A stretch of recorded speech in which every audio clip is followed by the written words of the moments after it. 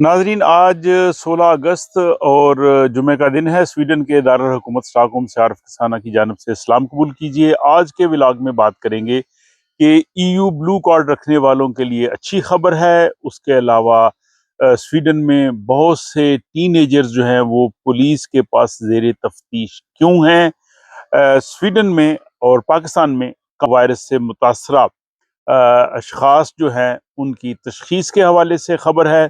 और इसके बाद स्वीडन की मुसल्लह अफवाज ने एक सर्वे किया है, लोगों से पूछा है कि स्वीडन के दिफा के लिए क्या आप तैयार हैं, तो उसकी तफसील आपकी खिदमत में पेश की जाएगी। लेकिन इससे पहले आपसे एक मरतबा फिर ये गुजारिश कि अगर आपने अभी तक इस चैनल को सब्सक्राइब नहीं किया तो प्लीज़ इसको सब्सक्राइब कीजिए, बेल आइकन को प्रेस कर दीजिए ताकि नई आने वाले व्लॉग्स जो हैं वो नोटिफिकेशन की सूरत में आपको पता चल सके। और इसके बाद जो व्लॉग आपको पसंद आए उसको आप लाइक कर सकते हैं, शेयर कर सकते हैं और अपनी राय से नवाज सकते हैं। तो अब हम चलते हैं जनाब आज के इन मौज़ूआत की तरफ। लेकिन इससे पहले कल 15 अगस्त को मैं व्लॉग नहीं बना सका। कल 15 अगस्त को भारत का 78वां यौम आज़ादी था। इस मौके पे मेरे जो भारतीय नाजरीन हैं उनको मैं उनके यौम आज़ादी पे मुबारकबाद पेश करता हूँ और उनका शुक्रिया भी अदा करता हूँ कि मेरे इन व्लॉग्स को वो पसंद करते हैं और कमेंट्स करते हैं। तो चलते हैं जनाब इन मौज़ूआत की तरफ। सबसे पहले यह है कि जो ईयू ब्लू कार्ड लोग रखते हैं और वो स्वीडन में हैं, उनके लिए अच्छी खबर है कि स्वीडन की हुकूमत ने ये फैसला किया है कि उनके लिए जो तनख्वाह की कम से कम हद है उसमें 10,000 स्वीडिश क्रोन माहाना कमी कर दी जाए। और इस सिलसिले में हुकूमत ने अपने फैसले के बाद मुतलका कानून साजी का जो है सिलसिला शुरू किया है और वो कानून बनने के बाद उन लोगों को फायदा हो सकेगा। अगली खबर यह है कि स्वीडन में बहुत से जो टीनेजर्स हैं, नौजवान हैं, वो जराइम में मुलव्वस हैं और इस वक्त हुकूमत के पास रिकॉर्ड तादाद में लोग जो हैं वो जेर तफ्तीश हैं। प्री ट्रायल इन्वेस्टिगेशन उनकी हो रही है और उनकी तादाद 271 है। और साथ ही जो आपको पता है कि डेनमार्क ने खासा सरहदी कंट्रोल किया है और स्वीडन ने भी इसका कहा है कि बिल्कुल ऐसा होना चाहिए। जो लोग स्वीडन से डेनमार्क में जाके वहाँ पे जराइम कर रहे हैं और ये नौजवान हैं, इनको मुख्तलिफ जराइम पेशा जो है वो हायर करते हैं। और ये नॉर्वे की तरफ से भी शिकायत आई थी। तो बहरहाल ये जनाब खबर है उन नौजवानों के हवाले से।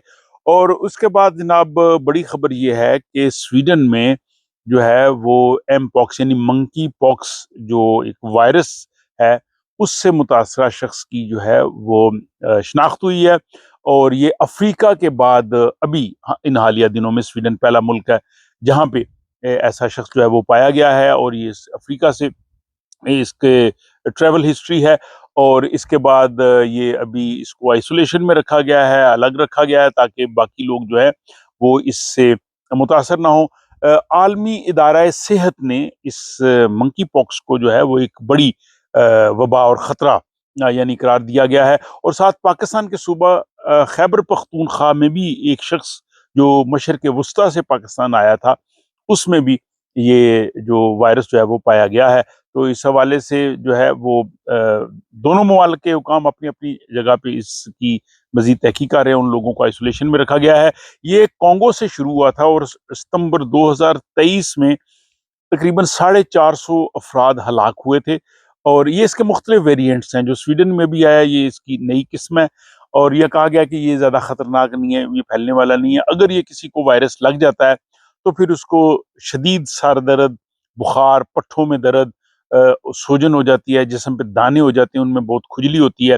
चूँकि ये वायरस है तो वायरस को ट्रीट करना जो है वो बहुत मुश्किल है।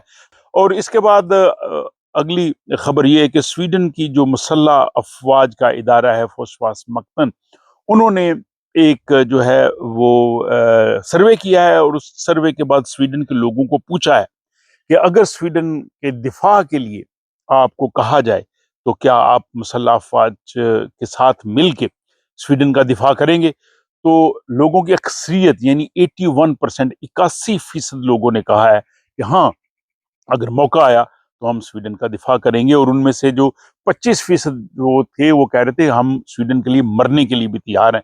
तो स्वीडन के कानून के तहत 16 से 70 साल के जो लोग हैं उनको मुल्क के दिफा के लिए अपना किरदार अदा करना पड़ता है। ये कानून है, ज़रूरी नहीं कि वो आगे जाके जंग लड़ें, वो शहरी दिफा का काम कर सकते हैं, इलाज मुआवजे के लिए, फूड सप्लाई के लिए, बाकी चीज़ों पर जहाँ भी ज़रूरत हो। तो इस स्वीडिश अवाम की अक्सरियत ने, बहुत बड़ी अक्सरियत ने कहा है कि हम स्वीडन के दिफा के लिए अगर ज़रूरत पड़ी तो हम तैयार हैं। और इसमें तारकीन वतन की भी अक्सरियत जो है, उस उन्होंने भी एक पहले सर्वे में कहा था कि हम स्वीडन के दिफा के लिए तैयार हैं। तो नाजरीन वो भी बताएं, कमेंट बॉक्स में बताएं, वो लोग जो स्वीडन में मुस्तकिल तौर पे रहते हैं, अगर स्वीडन को आपकी जरूरत पड़े दिफा की, तो क्या आप मुसल्लह अफवाज के साथ मिलकर आप दिफा करेंगे? आप यस या नो की सूरत में कमेंट लिख सकते हैं।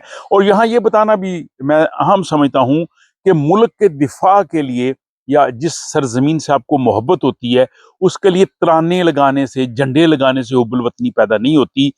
रियासत अगर अपने शहरियों को हकूक देती है, उनका माँ की तरह उनकी जो परवरिश करती है, उनको इज्जत नफ्स देती है, वहाँ सबके लिए कानून एक जैसा है, इज्जत नफ्स देती है, वहाँ पे उनका ख्याल रखती है, तो खुद ब खुद उस मुल्क के लिए, उस रियासत के लिए जो है वो मोहब्बत का, दिफा का जज्बा पैदा होता है।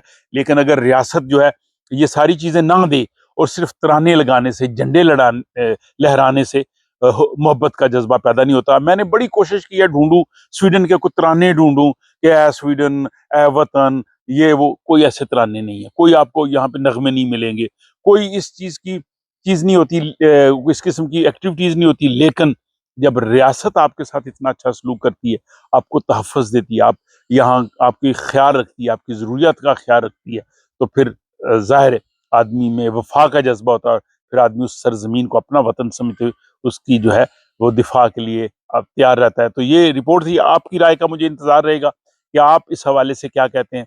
ज़रूर कमेंट बॉक्स में जो है वो अपनी राय का इज़हार कीजिए। और अगर आपको ये व्लॉग पसंद आ रहे हैं तो इनको प्लीज़ लाइक कीजिए और दोस्त अहबाब से शेयर कीजिए और मुझे दीजिए इजाज़त।